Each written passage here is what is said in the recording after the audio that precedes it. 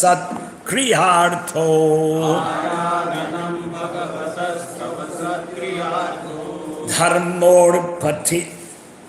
धर्मोर्पितः कर्हिचित् म्रियते न यत्र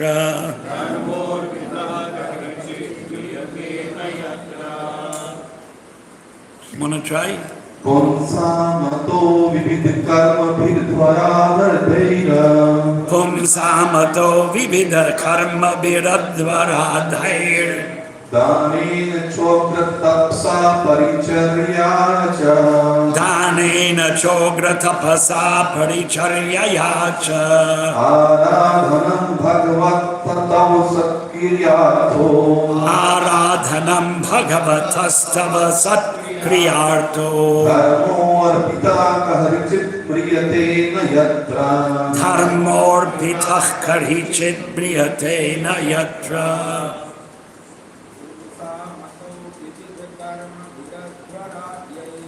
Pumsamato vivida karma bhiradva radhair Danena chogra tapasa paricharyaya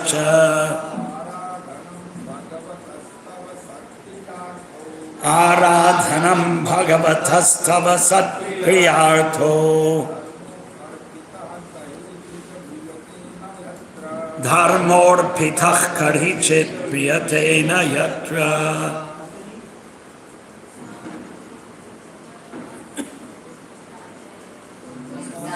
Pumsamato vivida karma bhiradvaradhair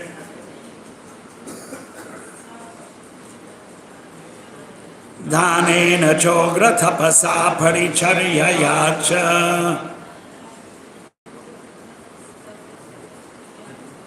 Aradhanam bhagavatastava satkriyartho Dharmorpitah karhichit priyate na yatra बोलिए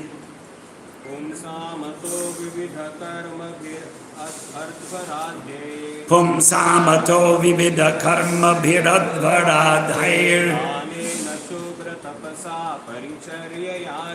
Danena chogra tapasa paricharyaya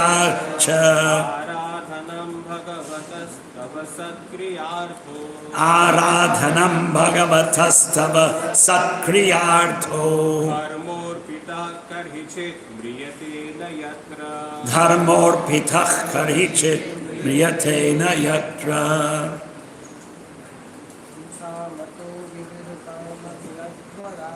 Pumsamato vivida karma bhiradvaradhair Danena chogra tapasa paricharyaya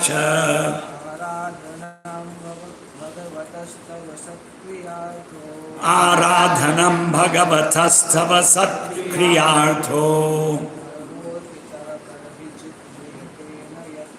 Dharmorpitah karhichit mriyate na yatra और कोई प्रयत्न करना है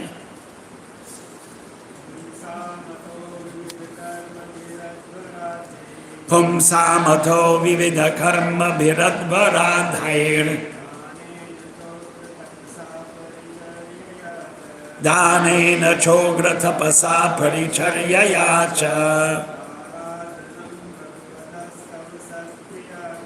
Aradhanam bhagavatastava satkriyartho Dharmorpitah karhichit priyate na yatra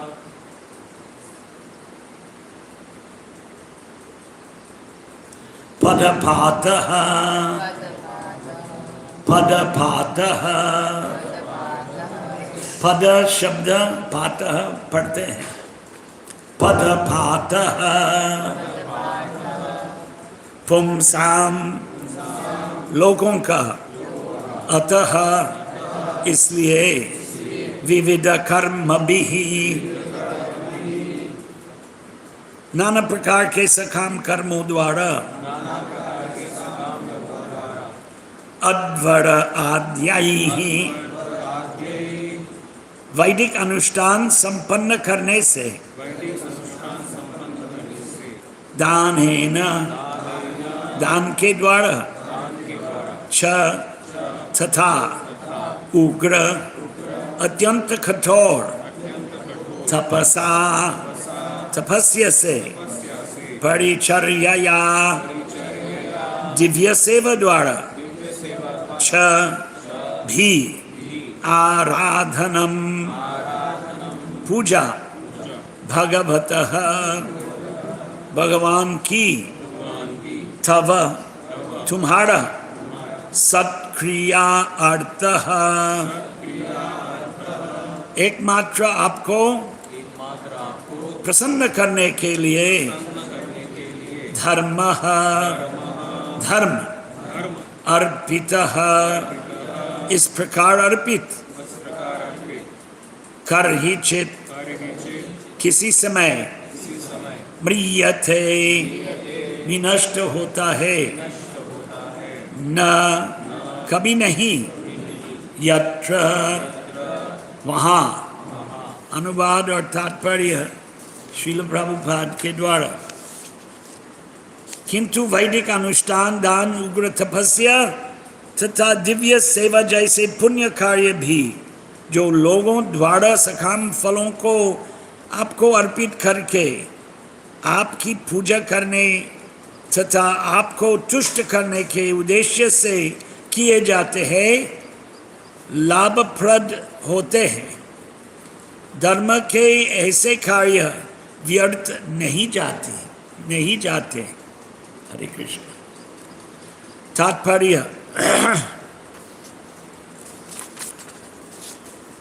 परम भक्ति जो 9 विभिन्न आध्यात्मिक कार्यों यथा श्रवण कीर्तन स्मरण अर्चन बंदन आदि द्वारा संपन्न की जाती है, लड़क भड़क स्वभाव के लोगों को सदैव अच्छी नहीं लगती। वे तो वैदिक बाह्य अनुष्ठानों तथा सामाजिक धार्मिक शिखावे धार्मिक दिखावे के दूसरे खर्चीले प्रदर्शनों से अधिक आकृष्ट होते हैं, किंतु वैदिक आदेशों के अनुसार विधि यह है कि सारे पुण्य कर्म के फल परमेश्वर को अर्पित किए जाए। भगवद गीता में 9:37 में भगवान यह मांग करते हैं कि मनुष्य वैदिक कार्यों में जो भी करे यथा पूजा यज्ञ तथा दान उन सब का फल एकमात्र उन्हें ही अर्पित किया जाए। परमेश्वर को पुण्य कर्मों के फलों का यह अर्पण भगवान की भक्ति का एक लक्षण है जिसका स्थायी महत्व होता है, जबकि अपने लिए उन फलों का भोग केवल क्षणिक ही होता है। भगवान के निमित्त किया गया कोई भी कार्य स्थायी निधि है और यह भगवान की शुद्ध भक्ति तक क्रमश उन्नति के लिए अदृश्य पुण्य के रूप में संचित होती है।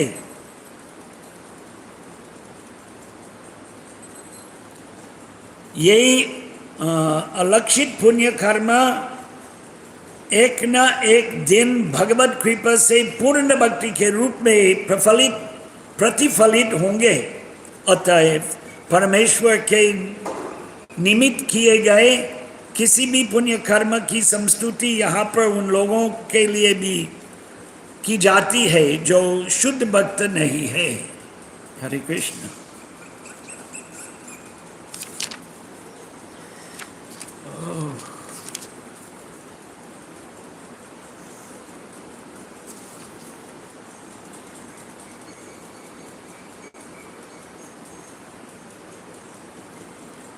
तो कभी भी कभी हम कहते हैं कि कुछ करना जरूरत नहीं, हरि नाम, लेकिन हाँ, हरि नाम लिखा हुआ है ना, और सर्वश्रेष्ठ भक्ति का पद्धति है, नवदा भक्ति है।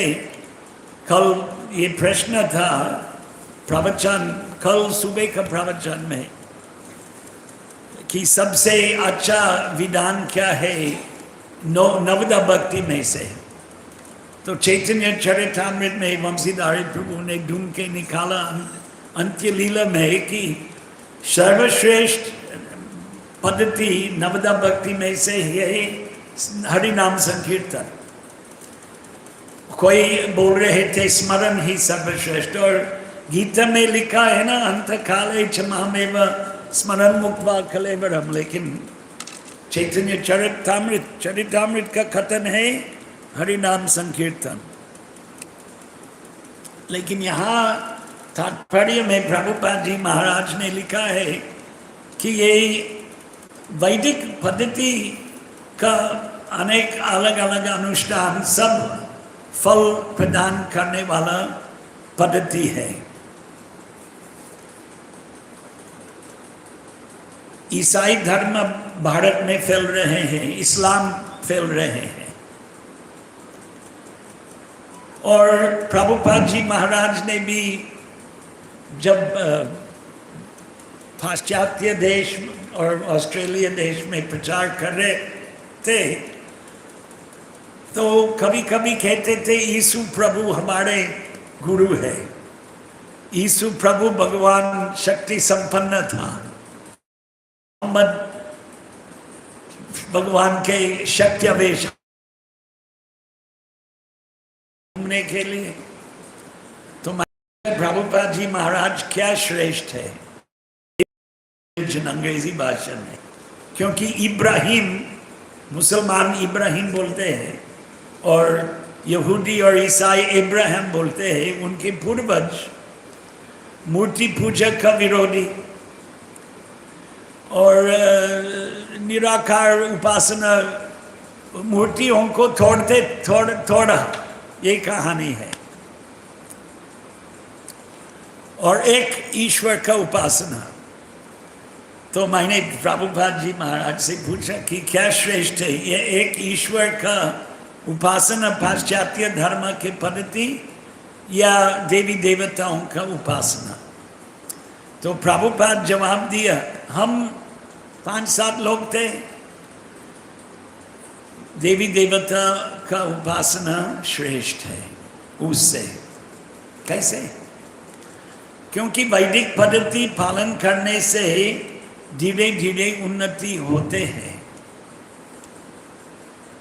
और ये धर्म जो है ये मांसाहारियों का धर्म है।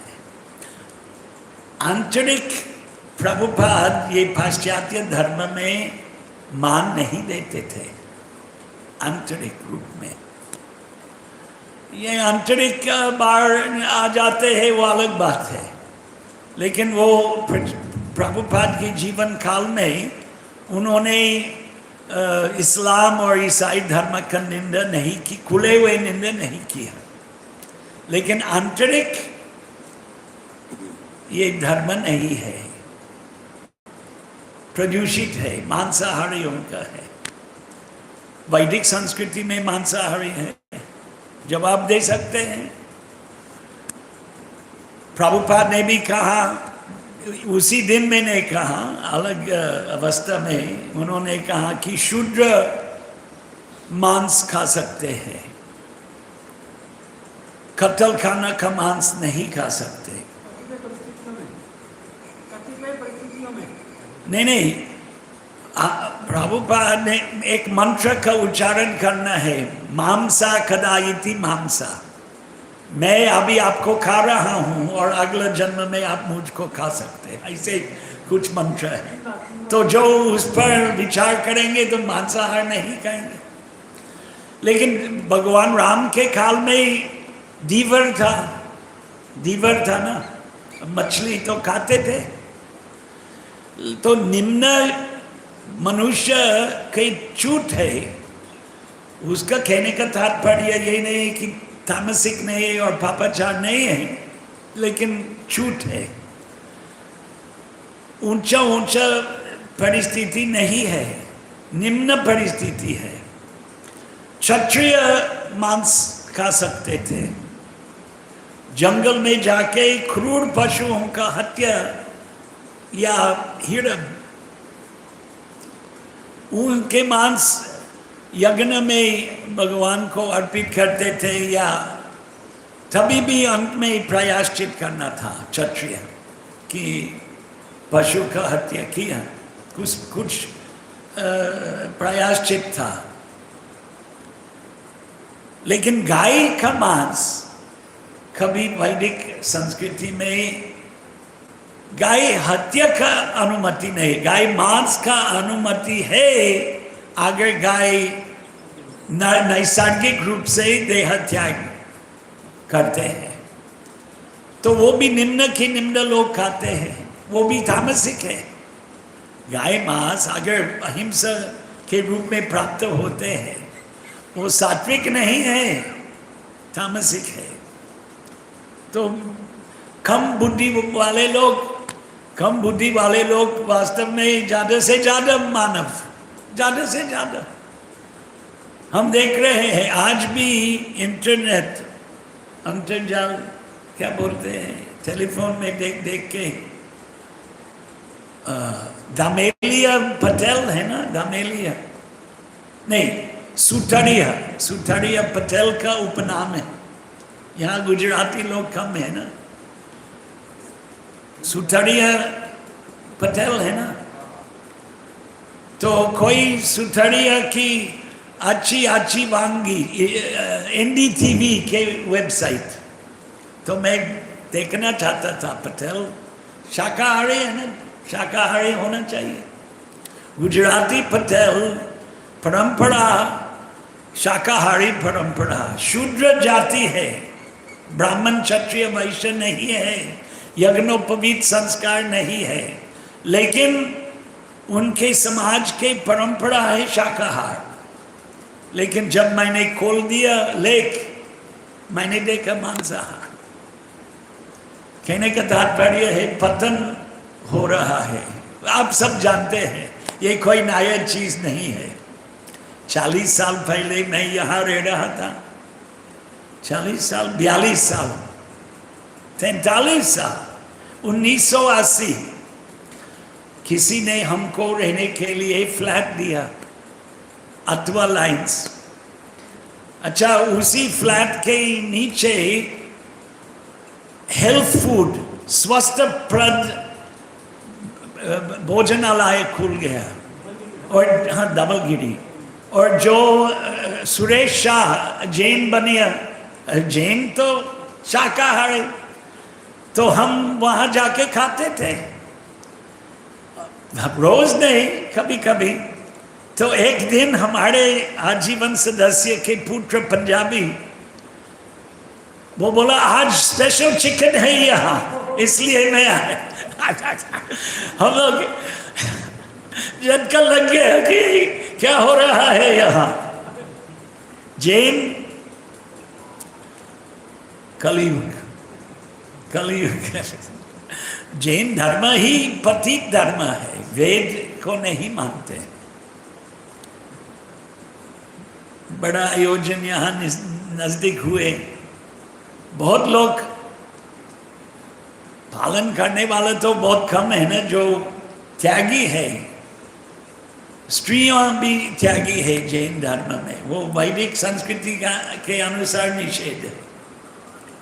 एक दिन हो जाएगा वैदिक संस्कृति के अनुसार नहीं, पर प्रभुपाद ने लिखा है इसी 3:24-40 के तात्पर्य, और तो ये पुस्तक में नहीं है। यहाँ 3:14, 3:16 तक, 3:24-40 कहते हुए आध्यात्मिक संस्था जो मनोकल्पना के द्वारा बनाया गया है कलयुग में, स्त्रियों को संन्यास देते हैं। संन्यास आश्रम स्त्रियों के लिए निषेध है। लेकिन जैन साध्वी सन्यासी तुल्य भगवा कपड़ा नहीं है, लेकिन त्यागमय जीवन, पारिवारिक जीवन, संतान का उत्पत्ति त्याग देते हैं। वैदिक मत के अनुसार ये निषेध है, प्रतिकूल है। स्त्रियों का रक्षण होना चाहिए।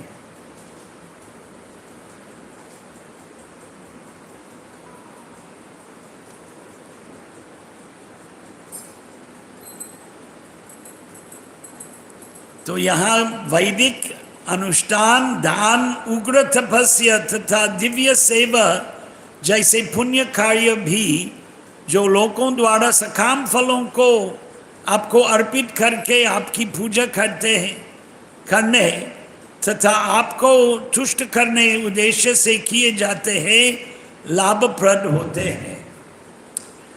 तो लोग भगवान को कुछ आर्थिक और कामेच्छा पूरा करने के लिए ये सब करते हैं, वैदिक पद्धति है। लेकिन वो फल जो भगवान प्रदान करते हैं वो भौतिक भोगों के लिए है, आध्यात्मिक उन्नति के लिए नहीं है। लेकिन जो भगवान को पूजते हैं अंत में आध्यात्मिक लाभ होगा, ये हमारा विश्वास है। जैसे गीता में ये अपि अन्य देवता भक्ताः यजन्ते श्रद्धयान्विताः, श्रद्धा के साथ देवी देवता का पूजा करते हैं। तेपि मामेव कौन्तेय यजन्ति अविधि पूर्वकम, वो पद्धति अविधि पूर्वकम, विधि के अनुसार नहीं है।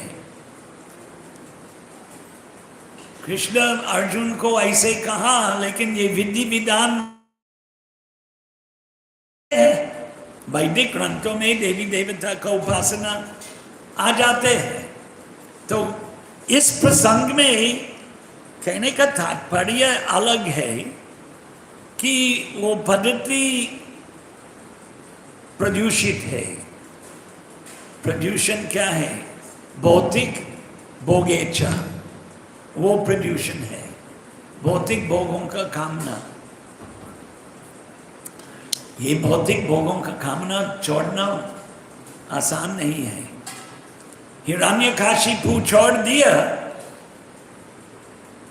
तपस्या कठोर तपस्या, यहाँ शब्द का प्रयोग है चोग्र तपसा, च उग्र तपसा।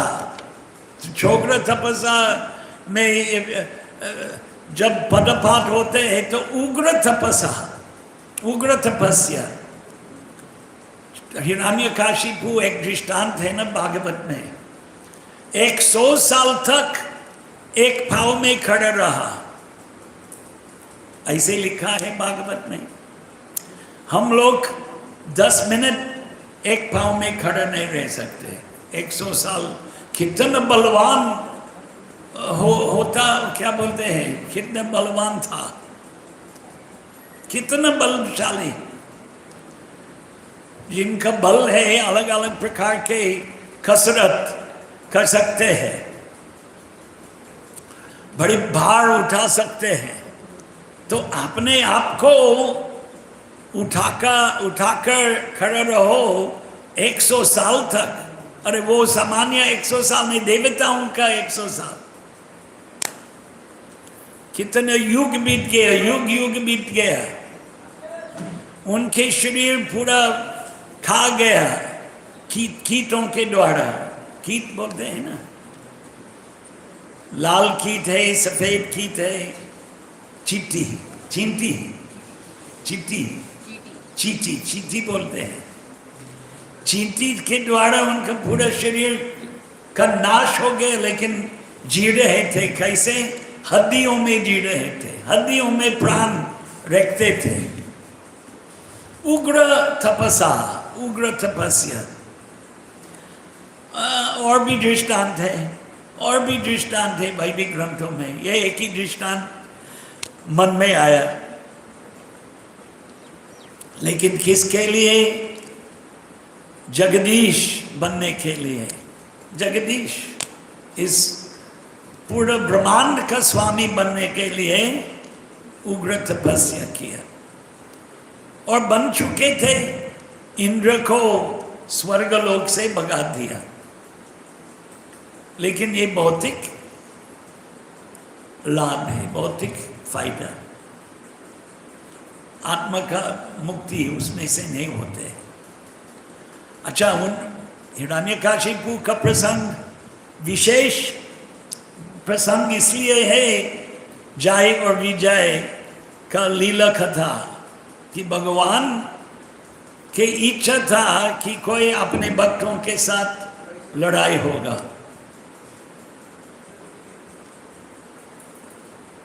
तो जय और विजय आया और राक्षसों के जन्म लिया, 3 जन्म। तो उनकी मुक्ति हो गया, पर सामान्य राक्षसों का मुक्ति नहीं होते हैं। मंदिर में भी राक्षस आ जाते हैं। कल मंदिर में घोषणा था कि आप अगर सोने का माला पहन रहे हैं, सावधान। मंदिर में क्यों बोलना है? हर प्रकार के लोग। प्रभुपाद एक जगह प्रथम स्कंद के तात्पर्य में, राजा का कर्तव्य है चोर और डाकुओं का हत्या करना। हत्या, ऐसा नहीं कि उनको जेल खाना में सजा दो, नहीं, हत्या वो धर्म का प्रवृत्ति है कि अगर कोई अपराधी हो, घोर अपराधी है, तो राजा का कर्तव्य है उनको खत्म करो। भागवत का कथा है कि परीक्षित ने कली एक बैल को मार मार कर देख रहे थे और उसको रोकवा दिया, और उसने तलवार निकाल के उनको खत्म करने के लिए तैयार हो गया। लेकिन उन्होंने शरण ग्रहण किया तो दया भावना आ गया, ठीक है, आप जिंद में आपको जिंद रखूंगा, लेकिन जिंद रखेंगे, लेकिन मेरे राज्य में आप रह नहीं सकते।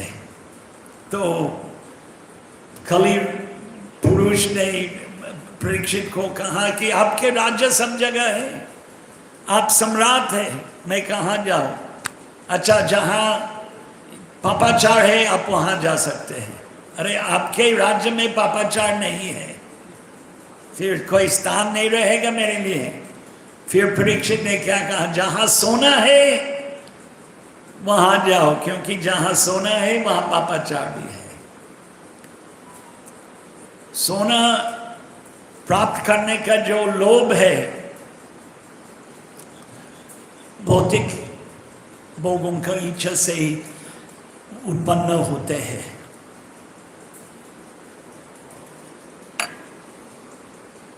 I tried to avoid this, but Hare Krishna. I'm feeling a little tired.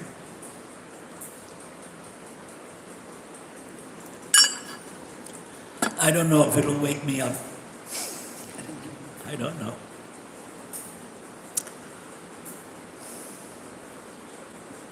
आगे बोल सकते हैं, लेकिन थोड़ा थकावट लगते हैं।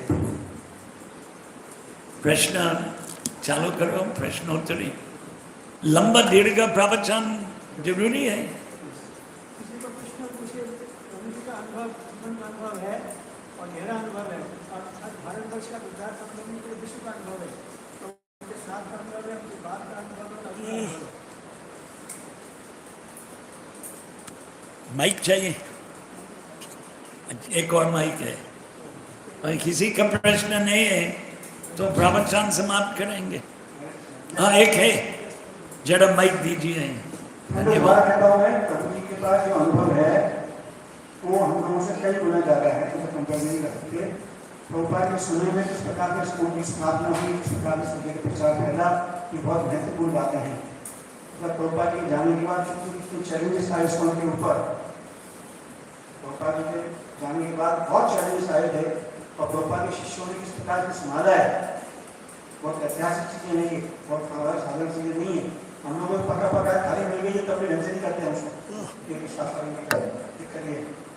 और उसके बाद प्रभु जी पूरे विश्व का, सिर्फ भारतवर्ष का नहीं, क्योंकि यहाँ के अपना BOD मेंबर भी हैं, गुजरात के चीफ भी हैं, हर प्रकार की जिम्मेदारी निभाते हैं। और सारे स्कूल इंटरनेशनल की जो भी महत्वपूर्ण घटना है उसका सबका रिपोर्टिंग पास होता है। आपको तो नहीं पता है, क्योंकि मेल्स आते हैं, जितनी कंट्रोवर्सी चलती है स्कूल में बहुत सी चीज़ों को लेकर, उसको समाधान करने को भी बहुत हेल्प करते हैं। पूरा लाभ लीजिए।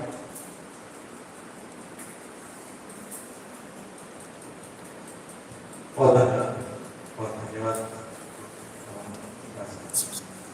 प्रभुजी, एक जगह पे श्रील प्रभुपाद बोलते हैं कि हम नहीं चाहते कि मतलब स्टेज वो बोलते हैं कि हम नहीं चाहते कि आप we don't want you to become, we are not forcing you to become devotees, we just want you to become better Christians or better followers of Jesus Christ.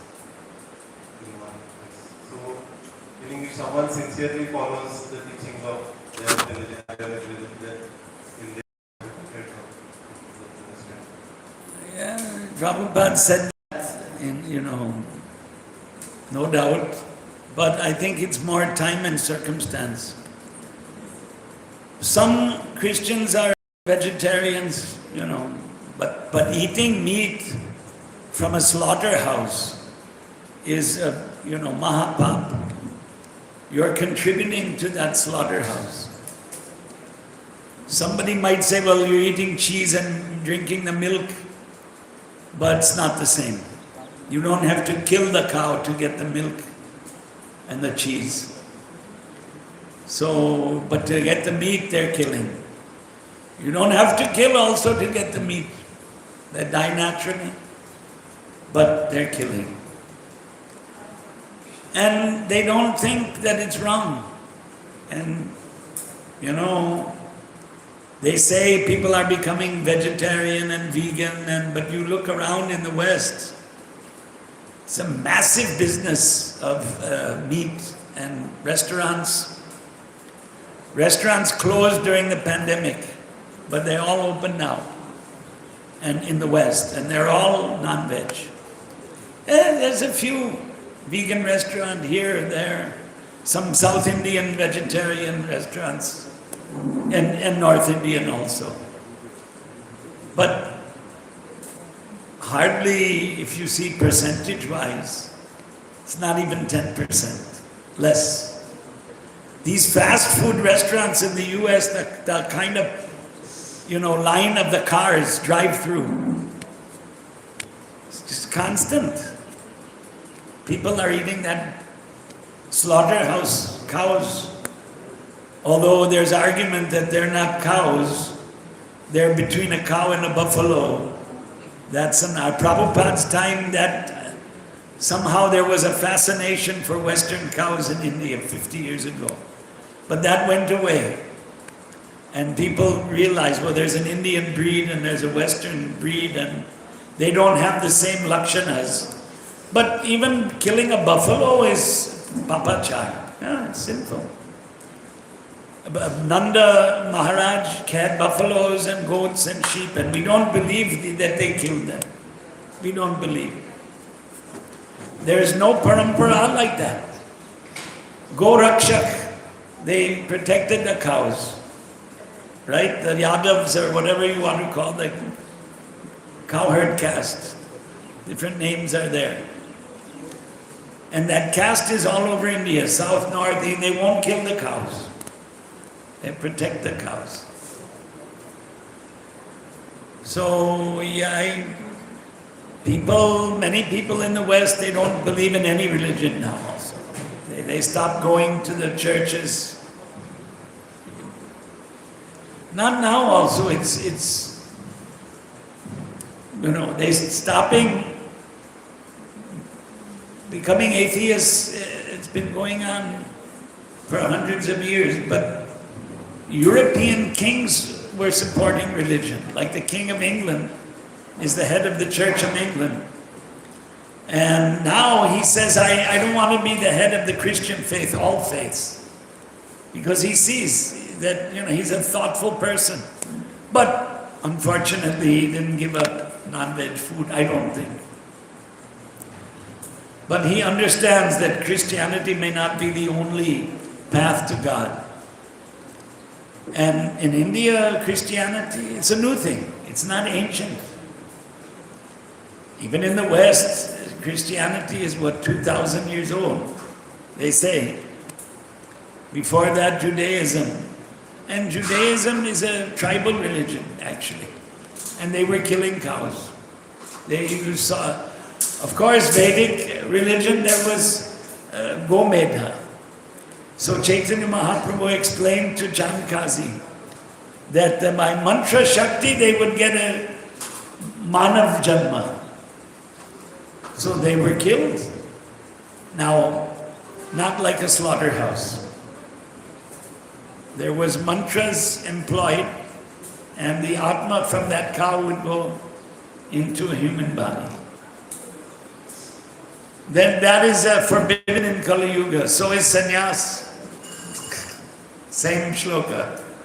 Gomeda, sannyas, forbidden in Kali Yuga. But then our gurus, the four Vaishnavacharyas, well, at least two of the four. Because in Vallabh and Nimbark there are no sannyasis. Ramanuja, Madhva, Gaudiya. Gaudiya is actually only Bhakti Siddhanta started this sannyas. Chaitanya Mahaprabhu took Ekadanda sannyas, and he didn't take the name of a sannyasi, he kept the brahmachari name. He threw away the danda. There are different stories. Some say he didn't throw it, some say he broke it. But he didn't accept the ideology of Advaita Bhava. He accepted the Achintya Veda Ved is another Dvaita and Vishishta Dvaita like that. So in order to have a Varnashram system, sannyas ashram is there. Oh, Varnashram. I use the word, the V word. You know, Prabhuji said, ISKCON devotees are protecting Prabhupada's teachings. But there are some who want to change what Prabhupada taught. I'm not talking about the editing of the books. I don't consider that changing what Prabhupada taught. Some people say it is. You might have heard about that. But I don't believe that's the change. But there are other people. I won't mention any name. Oh! This is a question and answer, not the lecture. He's a PhD. Permanent head damage. Oops! I'm just joking. What is your question? No, I'm just... Varnashram system, Prabhupada, definitely hundreds of times he mentioned. Krishna says, I created the Varnashram. But some devotees, they say Varnashram is the caste system and we don't want Varnashram. And that's why, because of that, a lot of progress in Varnashram hasn't been made by ISKCON, particularly outside of India. Even in India, it could have been much more. Prabhupada went to Hyderabad and he got this 565 acres in gold. He was offered this huge land and he wanted a Varnashram project. Didn't happen. Some land is still there. Out of 565, there's what, 50, 10%. And Prabhupada said this thing, New Vrindavan. There's a movie you can watch on YouTube, Spiritual Frontier, made in 1975, 48 years ago. And there, the head of New Vrindavan, we won't mention his name, he said that Prabhupada told us to depend on nature's beauty and the cows. So, Krishi Goraksha is Gita Upadesh for Vaishya Karma Swabhavajam. So helping the Vaishyas are the Shudras. and brahmanas performing archana and patana, teaching Vedic literature, Sandipani, and then Kshatriyas protecting. Now the Kshatriyas became Vaishyas, public sector companies. That's not the job of the Kshatriya. Hotels.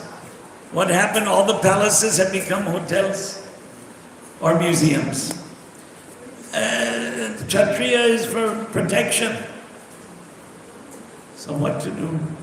This has been neglected to some extent. Some ISKCON devotees took up this. Like in Hungary, there's a farm and 600 acres and 150 devotees. I went there, it was 11 years ago, for 2 days. And we saw that, what Prabhupada desired, they were trying to bring it into reality.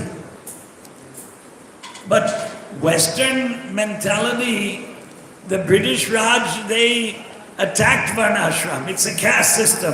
It's horrible, oppressive, different, what do you call it, different condemnation of Varnashram. And if you grew up in the West, you heard this in your childhood and you couldn't get it out of your head. Hare Krishna. It's a sad state of affairs. Sad state of affairs. Struggle is going on. Struggle is going on. Will of the Lord. Pandavas defeated the Kauravas. Will of the Lord. They didn't have as many soldiers as the Pandavas, as the Kauravas. What was it? 11-7. 11 Aksharini, 7. But will of Krishna, Kauravas won the battle. But then Kali Yuga started. Pandavas won the battle. Pandavas, did I say Kauravas? Yeah. Pandavas won the battle. Somebody is listening to this. Thank you.